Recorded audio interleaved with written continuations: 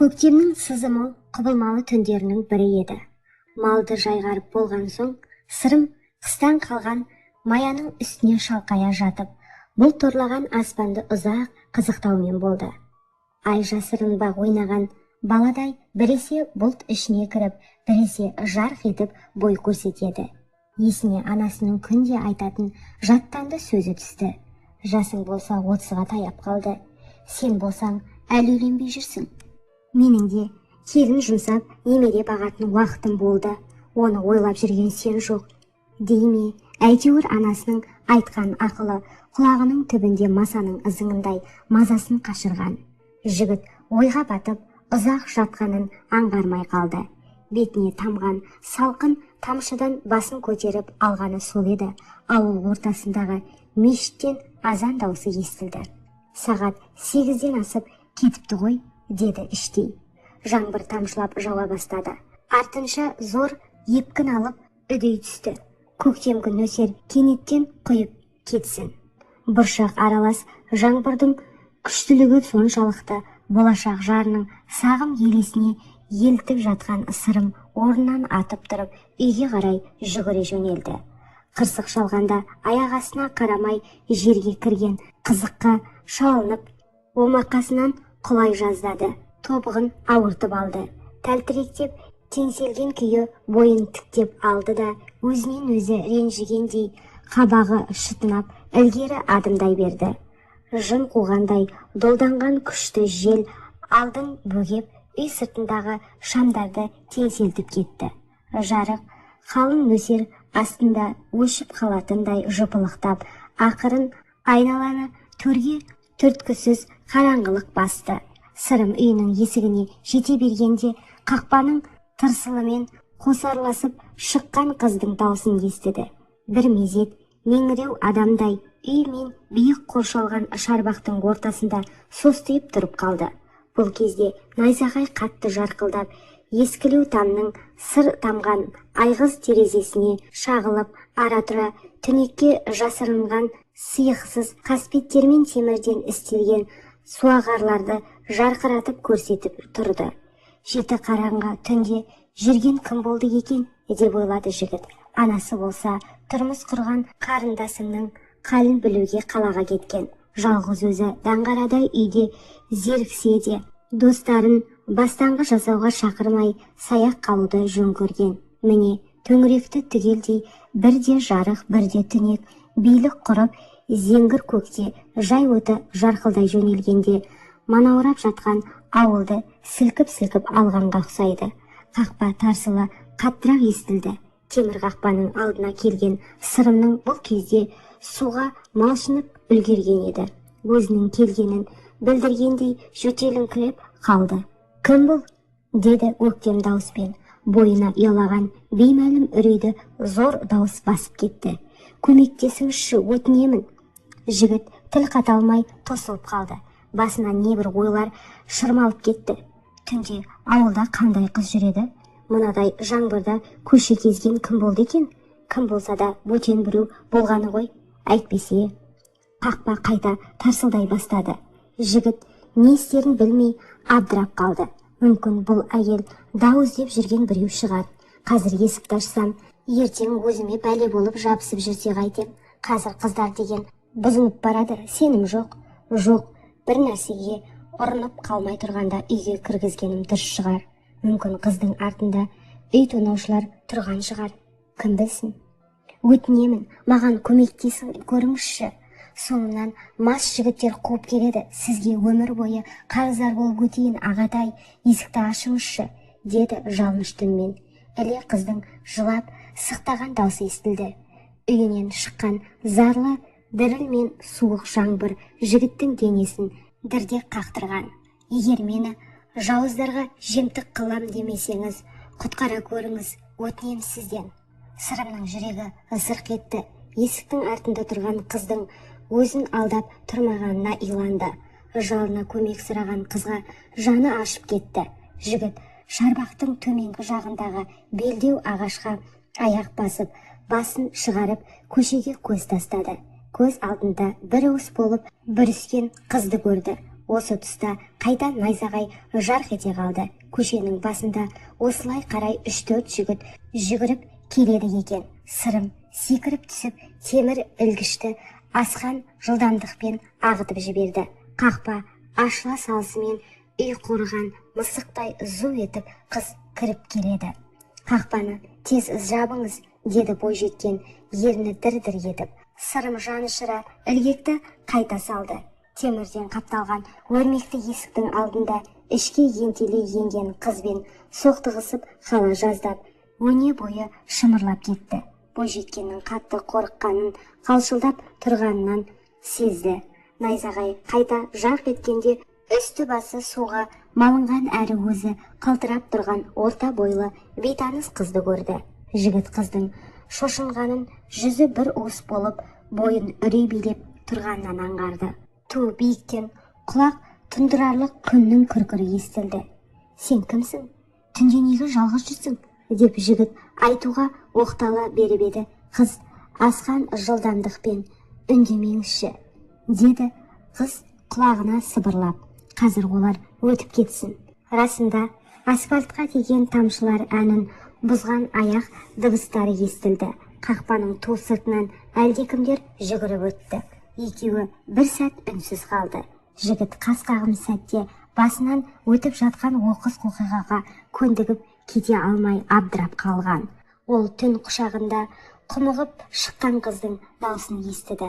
Аға, көмектескеніңізге рахмет, мен кетейін. Мына жеті қараңғыда түнде қайда барасың? Сен өзі қай ауылға келгеніңді білесің бе? Олар әлі сені іздеп жүр. Ұстап алса қайтесің? Білмеймін, деді қыз. Жаңа көрген қорлық алдынан тағы шыға ма деген уайымдай бастады. Аға, жалынып сұраймын, мені ана оңбағандардан құтқарып қалыңызшы. Енді бәрі орнына келгенше осында қала тұрайын. Сосын такси ұстап үйге жетермін. Бұл ауылда түнде такси жүрмейді. Жүрмей ме? Деді бойжеткен амалы таусылғандай ауыр күрсініп. Енді қайтем? Бәріне өзім кінәлі. Үйдегілерге құрбымның үйіне қонам деп өзім дискотекаға кетіп қалған едім. Сосын әлгі оңбағандар қайтарда бізді шығарып саламыз деп көліктеріне бекер мінген екенбіз. Көлікке отырғанда олардың мас екенін, арам ойы бар екенін сездім. Ой, сұмдық-ай, құрбыларым жолда дүкенге кіріп шығайық деп оңай құтылып кетті. Олар кешіккен соң мен барып шақырып келейін деп көліктен секіріп түстім. Сол кезде қайда барасың, қашқын деп біреуі айғай салды. Жүрегім дүрсілдеп, аяғым тартылып қалғандай болды. Содан есімді жиып қаша жөнелдім. Олар соңымнан қуды, егер сіз болмағанда. Басынан өткен оқиғаларды айтқанда қыздың ерні дірілдеп жылап жіберді. Тіпті зор құлшыныспен айтқаны соншалықты жігіт оқиғаны басында қорытып үлгермеді. Көз қарықтырар жай отының жарқылы тарағанда қыздың үні өшіп, айналаға үрейлі жанармен қарай берді. Бос тұманға малынған бейтаныс ауыл бұлыңғыр тұман ар жағынан көрінген, мұхитта жүзген үлкен бір кемеге ұқсап кетті. Бұл кезде жаңбыр әлі себелеп тұрған. Қаратал өзенінің жағасында тақиядай төбенің жанындағы кішігірім ауылдың сұрғылт көшелеріндегі үйлер бой көрсетті. Қыздың айтып тұрғаны шын сияқты деп ойлады Сырым. Ауылдың қыздары түнде бейсауыт жүрмейді, бірақ ол бұрыннан әйел затына секеммен қараушы еді. Сол себепті қыздың айтқандарының бәрін үйінен қашып би кешіне барғанын, құрбыларының дүкенге кіріп шығайық деп мұны жалғыз тастап кеткенін, әлгі масаң жігіттердің тек мұны ғана қуғанын ойдан шығарылған өтірікке бір белгісіз айлаға балады. Сырым басын шырмаған күмәнді ойдан арыла алмай есеңгіреп қалды. Бірақ мына қыздың дірілдеп шыққан үні жасандылықтан ада еді. Жүр, үйге кірейік, деді Сырым бойына кенет батылдық бітіп. Бара алмаймын, үйдегілерден ыңғайсыз ғой, үйде ешкім жоқ. Қыз үрейленіп алға қарай бір қадам да жылжымады. Жаңағы оңбағандардың бірі жанында тұрғандай денесі түршігіп кетті. Сырым сенімді түрде даусын көтеріп, өстіп жаңбырдың астында тұра бересіз бе? Деді. Шарасыздыққа көндіккісі келмей, әрі әлгінде болған оқиға есіне түсіп қыз жылап жіберді. Аға, керегі жоқ, мен қазір Үштөбеге қайтамын, деді артқа қарай шегіншектеп. Сырым еңсесін тіктеп алды. Бұл бойжеткен немене, мені әлгі оңбағандарға теңеп тұрма? Сонан соң қақпа сыртына қарап еді, көзіне бірде-бір көлік түспеді. Үйге қайтқың келе ме? Үштөбеге такси таңертең ғана жүреді. Мынадай қараңғы түнде оның үстіне жауын жауып тұр, көлікті қайдан табасың? Білмеймін не істейтінімді. Ұялы телефоның бар ма? Үй ішіне хабарлассаңшы, сені келіп алып кетсін. Ой, болмайды, деп қыз ыршып түсіп қарсылық білдірді. Әкем менің осындай күйге түскенімді естісе өлтіреді. Ол мені құрбыларымның үйінде деп ойлап жүре берсін.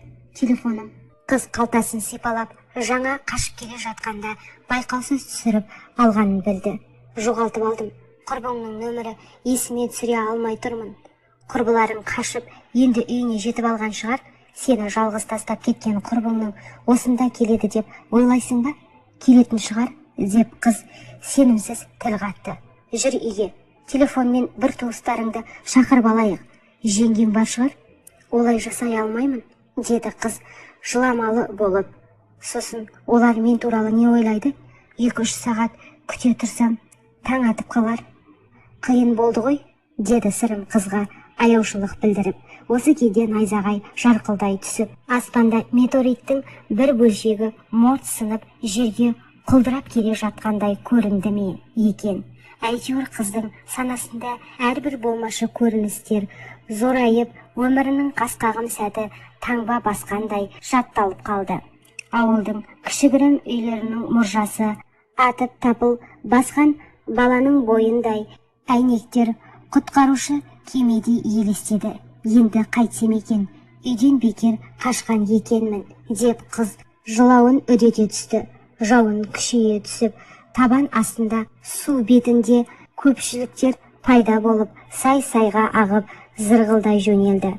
Жарайды, мен үйге кірейін, деді Сырым. Егер қаласаң, үйіңе қайта бер. Жігіттің осыны айтқанына таңы бар. Өйткені ол қыздың тумысынан нәзік әрі әлсіз екендігін жақсы білетін. Өтінемін аға, мені жалғыз қалдырмаңызшы, деп жалына бастады қыз. Екеуі де жаңбырға малшынып тұр еді. Кенет жарқ етіп жанып, қайта өлеумсіреп тұрып қалды. Сырым қасындағы қыздың көйлегі денесіне жабысып, тұла бойынан су сорғалап тұрғанын көрді. Қыз арқасын беріп тұрған темір есікті ашқысы келгендей, есік жел тынымсыз соққылап тұр. Сырымның қызға жаны ашып кетті. Кішкентай бала кезінде көрші ауыл сыртында балалармен құмары қанғанша ойнап, түн батқанын байқамай қалған кезде бір әйелдің өзін үйіне кіргізіп паналатқаны есіне түсті. Жігіт тұйық еді. Сондықтан қыздармен жақын барып сөйлесуге жүрегі дауаламайтын. Онсыз ұялшақтығынан гөрі өзіне лайықты арудың кезікпей жүргенін айтып ақталатын. Әйелдер мерекесінде болмаса өзі барып бір қызға гүл сыйлап көрмепті. Қызбен жүріп көрмеген, тәжірибесіз бозбала секілді жүрексінетін. Достары оңаша бас қосқанда алма-кезек мақтанып, мен ана қызды құшақтадым, мына қыздың басын айналдырдым деп мұрындарын шүйіргенде, бұл елеусіз ғана езу тартып отыратын. Міне енді 12-де бір гүлі ашылмаған бейтаныс қыздың тағдырына тап болуы тегін емес деп түйсініп отыр. Қорықпа, мен саған тиіспеймін. Бүгін осында қонып, таңертең үйіңе барасың, деді жайбарақат. Қыздың басын небір сұмдық ойлар шарлап кетті. Бойжеткен қатты сасып, артқы шегіншектегенде арқасынан қақпаға тірелгенін білді. Жоқ, болмайды, мен мұнда қала алмаймын. Одан да сіз көлік тауып мені қалаға жеткізіп тастаңызшы. Сырымның қабағы түйіліп кетті. Бұл не деген қайырымсыздық? Әлгі мастардан құтқарып қалғаным аздай, бір түн қонып шығуға рұқсат беріп тұрғанымда бұл қыз неге бұлқақтайды, а? Сырым үндеместен қыздың білегінен ұстап ілгері тартты. Аға, қойыңызшы, мұныңыз не? Екеуміз жаңбырдың астында тұрып ауру болармыз, одан да үйге кірейік, деді Сырым. Дәл осы кезде төбеден найзағай жарқ етіп, қатты күркір сатырлап, зәрені алмасы бар ма? Үрейі ұшқан қыз ішке қарай кіріп кеткенін де байқамай қалды. Сырым қабырғаны сипалап шамды жағып еді, өлімсектеп тұр еді. Қабырғаны сипалап жүр, әйтпесе бір нәрсеге ұрынып, бір жеріңді ауыртып аларсың, деп ескертті жігіт. Бойжеткен зорға адымдап сүріне қабына төргі бөлмеге өтті. Қазір мен шырақ жағайын, деді Сырым. Сәлден соң ортада әлсіз жанған балауыз шамы көрінді. Толқыған болмашы жалынмен бірге үй ішіндегі заттардың сирегі ұзын көлеңкелері қабырғалардың бетінде құбылып тұрды. Қыз терезеге үңілгендей әйнек сыртынан тырс-тырс еткен тамшылар әуенін естіді. Көк сеңгірдің күркірінен қатты дауыс шығарып қоя бергенде қыздың үні өшіп, бет-әлпеті қуарыңқы тартып, диванға отыра кетті. Сырым үстіндегі су киімін шешіп тастауға оқталды да, қыз қашып кетеді екен деп сыртқа ішінен кілтті бұрап құлыптап тастады. Қыздың тіпті зәресі ұшты. Найзағайдың дәл төбесінде ойнағанын көрдің бе? Әні жауын тағы күшейе түсті. Мұндай кезде көше кезіп жүргеннен үйде отырған жақсы емес пе? Қыз дірілдеп отыр еді. Қорықпа, бұл жай ғана найзағай ғой, деді жігіт. Ол аяқ астынан өзінің сөзшең, батыл болып кеткеніне таңырқады.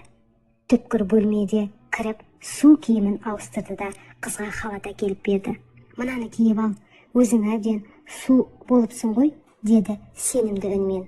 Бұл қарындасымнан қалған киімдер, ана бөлмеге барып, киіміңді ауыстырып алсаң болады. Қыз өзін ыңғайсыз сезінсе де, киім ауыстыруға бел буды. Толассыз жауған жауын қыздың киімін, құлын денесін жабыстырып тастапты. Дәл қазір жотасынан аяз қарығандай суық судың сызы денесін қалтыратып барады. Қыз киініп, қайтып келгенде Сырым оған ұрлана қарады. Бейтаныс қонағының уылжыған жап-жас 20-ға да толмаған қыз екен. Бойжеткеннің дене бітімі толысып, ажарына түскені байқағанда, көңілді өзгеше бір қобалжу да күдікте орнаған. Бәлкім бұл қыз мұны сырттай ұнатып, осындай қадамға амалсыз барған шығар. Мүмкін емес дегендей ішкі түйсігі. Сен бұл қызды бұрын көрген жоқсың, әрі сен қыз қызығарлықтай сымбатты да емессің. Рас, түрі анау айтқандай келбетті болмаса да, өңсіз емес, дүниеге көз қарасы да қалыптасып қалған. Ал жақсы, жатып демалайық, деді жігіт. Зәресі ұшқан қыз орнынан атып тұрды. Сосын жігіттің көзіне тік қарай алмай, ойша зерделеумен болды. Жігіттің үстіндегі спорттық киімін жүріс-тұрысына қарап, 30 жасқа жақындап қалғанын аңғарды. Аға, рахмет, мен осында отыра берейін, қазір таң атып қалар, деп бірдеме айтқан болды. Мен саған түпкір бөлмеге төсек салып қойдым. Жаңа жайма төседім, барып демал, таңертең үйіне қайтасың. Мен диванға жата салам. Жоқ, мен осында отыра берейінші, деді қыз, тісі тісіне тимей қалшылдап. Суық жаңбырдың әсері ме, әлде жаңа көрген қорлық па, әйтеуір мазасы қашып тұр еді. Жарай, тоңсаң, мына көрпені жамыларсың. Қыз орнынан әлі тапжылмай отыр. Ой, мына қыздың ұялшағын-ай, деп ойлады Сырым. Бойжеткен қорықпас үшін өзі барып төсекке тезірек жата қалғысы келіп, түпкір бөлмеге еніп кетті. Киімдерін төсектің жандағы орындыққа қоя салып, ұйықтамақ болды. Төргі бөлмедегі құдайы қонағы қорқып қалар деген оймен шырағданды сөндірген жоқ. Құлағына ешбір қимыл қозғалыс естілмеді. Сірә үрейі ұшқан қыз таңның тезірек атуын күтіп, мелшиіп әлі отырмай екен. Арада сүт пісірім уақыт өткенде диванның сәл тықыры естілді. Артынша тым-тырыс болып қалды. Сырым қызды жатып қалды деп ойлады. Бәрібір қызығушылығы жеңіп, қарындас, ыңғайлы жатсыз ба, деп сұрады. Үрейін әрең басқан ару сыбырлап жауап берді. Рахмет аға, бәрі жақсы. Онда жақсы ұйықтаңыз, қайырлы түн. Қайырлы түн. Төргі бөлмеде шырақ әлі жанып тұр. Жарық сәулелері түпкіргі бөлме есігінен ішке еніп, жігіттің жанарын қарыды. Күні бойы қорадағы қыстан қалған қиды ойып, әбден титықтап, шаршаған жігіт ұйықтап кете алмай, терезеге қарай бұрылып, теріс қарап жата берді. Бағана тобығын ауыртып алғаны да елеген жоқ. Далада әлі жауын жауып тұр екен. Найзағай жарқылы бәсеңдепті. Жігіт ауа райының қолайсыздығына өкінген жоқ. Ол бүгін қызық оқиғаға тап болды емес пе? Қабырғасының ар жағында жатқан қыз небір қиялға шомылып, бұны басынан өткермеген ерекше толқынысты сезініп, жас жігіттің санасын тәтті қиял мен асқақ арман шарпып алды. Нәпсіге ермей, адамдық қалпын сақтап қалуға тырысты. Жүрегі лүпілдей жөнелді. Енді қайтсын. Өзі көптен бері армандап жүрген бойжеткен мұның үйінде, қабырғаның ар жағында жұпар иісі бұрқырап, елітіп жатса, мұндай болады деп үш ұйықтаса түсіне кіріп пе? Егер қызға қолының ұшын тигізсем, әлгі хайуандан қандай айырмашылығым бар? Қыз неге осындай қалуға келісті екен? Бәлкім, көп қорқауға таланғанша жалғыз адамның ермегіне айналғысы келді ме? Егер бойына бала бітсе, әкесінің кім екенін білетін болса деп санады ма екен? Ту, осы мен қайдағы жоқты ойлап кеттім. Жоқ, мүлде олай емес. Ол қазақтың қызы ғой, оған ар намыс бәрінен қымбат емес пе? Ол осында пана іздеп келді. Егер мен иттік жасасам, өзімді өмір бойы кешіре аламын ба? Қыз кешіре ме? Құдай рахымшылық жасай ма? Мүмкін ол маған берілген бір сынақ шығар. Сосын кім біледі, мүмкін екеуміз жақсы дос болып кетерміз. Ал егер ол менің болашақ жарыма айналса ше? Ой, онда тіпті керемет болар еді. Сырым қызды қиялымен құшып, екеуі қол ұстасып неке сарайына бара жатқан елестетті. Анасы мен қарындасының қуаныштан шаттанған жүзі жарқырай ма қалай? Жігіттің ойы сансаққа жүгірді. Қазір бойжеткен не істеп жатыр екен? Бастапқыда қыздың ың-шыңсыз ұйқы құшағына еніп, кірпік айқастырған болар деп ойлаған, бірақ оның әрі-бері дөңбекшіп, көз ілмегені үй иесін оятып алмай дегендей аса сақтықпен қозғалғанын аңғарды. Ойпырмай, бағанадан бері ессіз шығып, қыздың есімін сұрауды естен шығарыпты. Өстіп, аңғал басым, жар құшар уақытым болса да, опық жеп жүр емеспін бе? Деді өзіне өзі ренжіп. Егер үйінде жалғыз болғанда белгісіз бойжеткен бір түнеп шықты десе, достары мұның іске қырсыздығын келеке етіп күлмей ме? Егер бұл ұйықтап қалғанда қыз қашып кетсе ше, тіпті таңертең есіктен шығарып салып сау бол деп қош айтысады. Түнгі оқиғадан кейін қайта кездесе ме? Сырымның басы шым-шытырық ойлар қаумалап, таң ата көзі ілініп еді. Қыз болса түнімен ұйықтай алмай, аунақшып, басынан өткен сұмдық елестерді өткізді. Бойы бөтен үйге үйренген секілді. Бірақ жанында бөтен еркектің жатуы берекесін қашырып, құмарлық сезімін еріксіз қоздырып кеткен. Таң ата біреу түртіп оятты. Көзін ашқанда қарсы алдында кеше түнде қонған бейтаныс бойжеткен тұрды. Түндегі өлемсіреген жарықтан аса байқамапты. Қыз нақ сұлудың өзі екен. Маңдайы ашық, кекілін өзіне жарасымды көрінеді. Екі беті томпайып, күлгенде сәл шұқыр пайда болады екен. Қайырлы таң, ағатай, деді күлімсіреп. Өзіңіз қатты ұйықтайды екенсіз. Қайырлы таң. Жігіт көзін уқалап, сен қашан тұрғансың? Мен ұйықтай алмадым. Таң атты. Мен үйге қайтайын, сізге сау бол айтып кетпесем болмайды ғой. Жарайды, мен сізді сыртта күтем. Қыз кері бұрылып есікке беттеді. Бойжеткен далаға шығып кеткен соң сырым жалма-жан киіне бастады. Құдды қолына келіп қонған бақытты ұшып кететіндей көрінді. Көгершінім, деді іштей. Денесі құрысып қалыпты. Ұйқысын аша алмай, бетін қол жуғышқа жуып сүлгеге сүртінді. Іле-шала далаға шықты. Қыздың нұрлы көзіне мейірім есіп, ақша жүзінен албыраңқылық пен жастықтың нышаны сезілді. Шай ішіп кетпедің бе? Аузына түскен сөз осы болды. Рахмет, тезірек үйге баруым керек, әйтпесе әке-шешем алаңдап қалар. Сізге көп рахмет. Жылы жымия қоштасып, қақпадан шығып бара жатыр еді. Тоқтай тұршы, деп қиылды жігіт. Тым болмаса есіміңді біліп қалайын. Жұпар, деді қыз күлімдеп. Жұпар, деді сырым, көктемнің салқын сызы жанға жайлы ауасын кеуде кере тыныстап.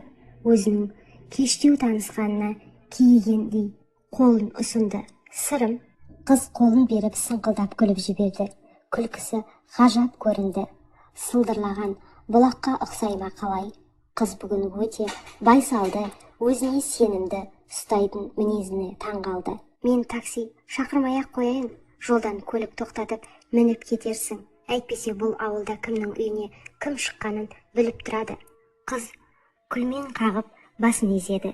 Жігіт қызды қиғысы келмей, мүмкін сізді шығарып салармын деді. Қажеті жоқ ағай, күндіз жолды өзім таба алам ғой. Сырым қыздың икемге келмей тартыншақтағанына қапаланған жоқ. Қыз мұның түнді бірге қарсы алғанын ешкімге тіс жармайды деп сенді. Егер менің көмегім қажет болса, рахмет, кейін сізге өзім хабарласам. Қыз түндегі арсыздан арашылап қалған жігіттің батылдығы мен сабырлығына риза болды. Бөтен жігіттің үйінде қонып, кейбір сезімдерін қытықтамады дейсің бе, деп ойлады жігіт. Қыз ұзап кеткенше көз алған жоқ. Үйге кіргенде сырымның көңіл күйі кілт бұзылды. Қолда тұрған қыздан айырылып қалғаны үшін өзін қатты сөкті. Үйіне анасы келгенше қызды көндіріп, келін қылып түсіріп алмас па еді. Бірақ ол ойынан тез айныды. Махаббатқа зорлық жүрмейді. Егер қыз бұдан тез суынып кетсе ше, онда асқақ армандары әп сәтте көзден бұл-бұл ұшпай ма? Бір жағынан жасаған жақсылығы үшін мұным да дұрыс болыпты деп өзін жұбатты. Дүние дөңгелек, әлі талай кездесеміз деп түйді. Диванға отыра кеткені сол еді. Матаға сіңген қыздың нәзік те жұпар